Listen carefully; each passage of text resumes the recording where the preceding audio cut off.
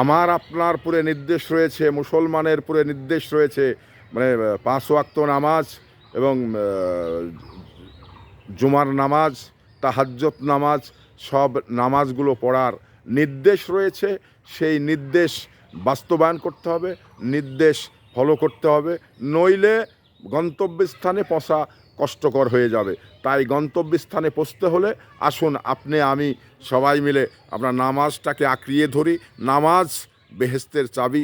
না, বেহেস্তে যেতে হলে নামাজকে আপনাকে আঁকড়িয়ে ধরতে হবে, এছাড়া কোনো বিকল্প রাস্তা নেই। তো সংগ্রামী ভাইয়েরা আমার, আমরা এলোমেলো সময় ব্যয় না করে মানে আল্লাহর রাস্তায় ব্যয় করি, এবং আল্লাহর রাস্তায় ব্যয় করলে কি হবে জানেন?